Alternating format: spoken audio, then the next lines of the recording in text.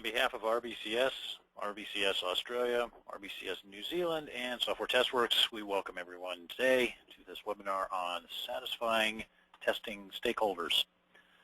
I am Rex Black, President of RBCS, a worldwide testing and quality assurance firm serving clients ranging from small startups to Fortune 20 global enterprises. Since 1994, RBCS has been both a pioneer and leader in quality hardware and software testing. RBCS has offices in the United States, Australia, New Zealand, and Sri Lanka with partners around the world. RBCS delivers insight and confidence to our clients, helping them get quality software and hardware products to market on time and with measurable return on investment. RBCS has a team of international consultants that deliver customized training, consulting, and outsourcing services for companies that are looking to improve their test and quality assurance practices. RBCS has helped hundreds of companies reduce development and support costs while assuring the best quality products are delivered to customers. I'm the author of Pragmatic Software Testing, Advanced Software Testing Volumes 1 and 2, Foundations of Software Testing, Critical Testing Processes, and Managing the Testing Process. I hold a degree in Computer Science and Engineering from UCLA. I'm also past president of the International Software Testing Qualifications Board and the American Software Testing Qualifications Board. Before we start the presentation, some housekeeping notes. If you have any questions during the course of the webinar, please feel free to submit them at any time throughout the presentation via your webinar interface. There's a little questions block available to you in there. Now, there is no need to ask for copies of the presentation, as the presentation will be on the web at www.rbcs-us.com. In fact, it's there already. It's either on the resources page on the basic library or it's on the articles page, one of the two. I can never remember where they get put, but they all do get put out there on the website. If you're having problems with either the audio or visual components of this webinar, please contact GoToWebinar support. If for whatever reason you cannot get to the webinar online, or if you're dealing with an unreliable connection, go ahead and download the slides off of, as I say, either the basic library or the articles page on rbcs-us.com, and use telephone to connect rather than voice over IP, and you should be fine just following along in the slides. There are really not a lot of graphics in today's presentation, so you could actually just listen to this thing. The screen is sort of superfluous in some ways. Now, also, I'd like to extend my apologies for the rather late rescheduling of this webinar. It was entirely unavoidable. There was a last-minute schedule conflict that came up that we tried very hard to resolve and could not. I have tried and will continue to try very hard to minimize how frequently this kind of thing occurs, because I know it's inconvenient to find out such little notice that these things are going to get moved. But I appreciate those of you who did accommodate the change and decided to show up. Okay, down to business. Fool's gold and real gold are what we see on the slide here. Now, there are a number of ways to tell them apart, but one of the most reliable ways, of course, would be to chemically assess them, right? So we can look at, what's really valuable versus something that just might appear valuable to some people, but the more significantly trained eye would say, nah, not so valuable. So this brings us to the topic of today's presentation. It's about how those of us in the testing business can satisfy our stakeholders and deliver something valuable, the real gold, not the fool's gold. And people spend money on testing to achieve objectives, so how do we know what those objectives are?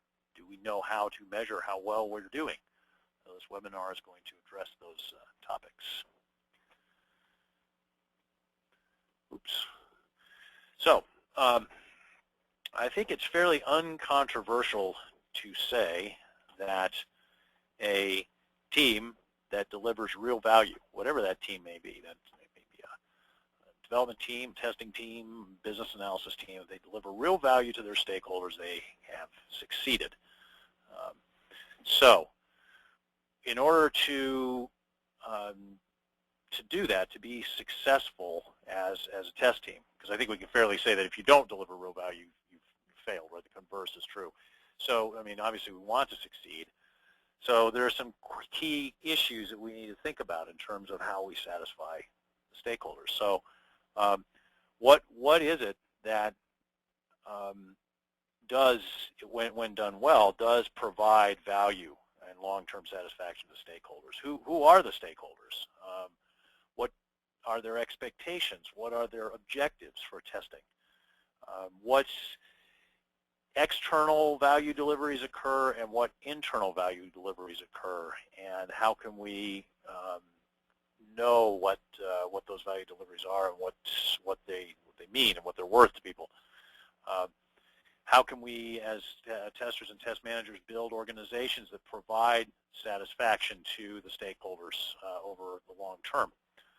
And how can testers do their work in a way which is effective and efficient in achieving the objectives, but also is perceived as elegant, as looks like it's being well done in addition to being well done, and is also a delight to do, that it's not unpleasant. So, and these things are all elements of satisfying stakeholders. So let's see if we can get some answers to these questions.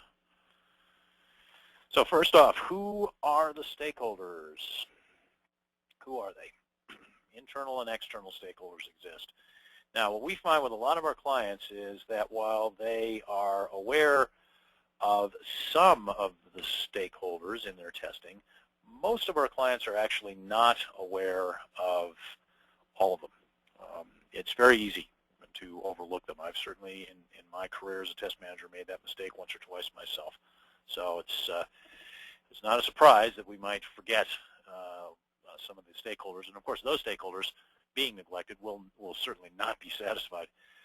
So let's think about who might be stakeholders. Well, obviously testers are stakeholders to each other, right? They have to interact in a way which is effective and efficient, and hopefully is elegant in the sense it doesn't result in a lot of conflict, and hopefully is pleasant. They are pleased to come to work every day, that they're honestly friendly with their colleagues and coworkers. So, yeah, certainly this is one that's easy to remember because it's in our face every day, pretty much, that our fellow testers are stakeholders. And of course, the test leads and managers, obviously, very much stakeholders in the test process.